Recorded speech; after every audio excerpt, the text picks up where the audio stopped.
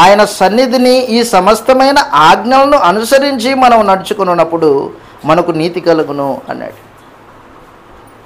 దేవుడైన యెహోవా మనకు ఆజ్ఞాపించినట్లు ఇశ్రాయేలీయుల గురించి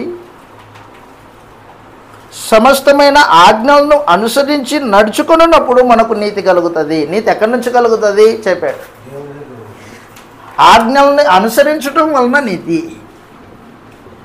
ఆజ్ఞలను అనుసరించడం వలన నీతి కలుగుతుంది అన్నాడు. ఆజ్ఞలను అనుసరించాలి. ఆజ్ఞలను అనుసరిస్తే నీతి కలుగుతుందా?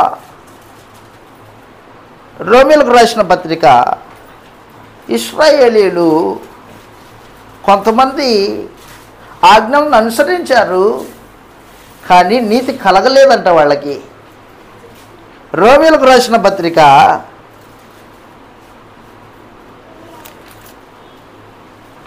9వ అధ్యాయం 30వ వచనంలో, రోమీయులకు రాసిన పత్రిక 9వ అధ్యాయము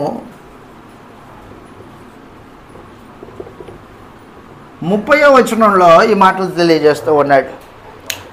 ఆజ్ఞలను అనుసరించారు ఇశ్రాయేలీయులు కానీ నీతి కలగలేదంట. ఏం కారణము చెబుతున్నాడు. అట్లయితే మనమేమందుము, నీతిని వెంటాడని అన్యజనులు నీతిని అనగా విశ్వాసం మూలమైన నీతిని పొందిరి. అయితే ఇశ్రాయేలీయులు నీతి కారణమైన నియమమును వెంటాడినను ఆ నియమమును అందుకొనలేదు అన్నాడు. ఇశ్రాయేలీయులు నీతికి కారణమైన నియమము ధర్మశాస్త్రం, దాన్ని వెంటాడారంట, అయినా దాన్ని అందుకోలేదంట. ఎందుకు అందుకోలేదు ప్రశ్న ఆయన వేస్తాడు. 32వ వచనంలో, వారు ఎందుకు అందుకొనలేదు?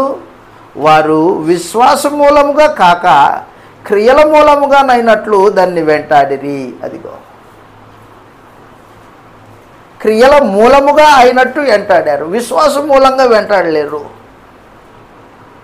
అంటే ఆజ్ఞ అనుసరించేటప్పుడు మనుషుడు అంతరంగంలో విశ్వాసం కలిగి ఉండాలి.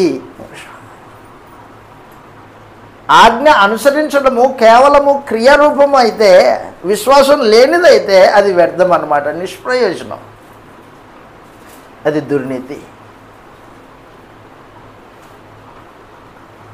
ఆజ్ఞను అనుసరించేటప్పుడు మనుషుడు అంతరంగంలో విశ్వాసం కలిగి ఉంటాడు.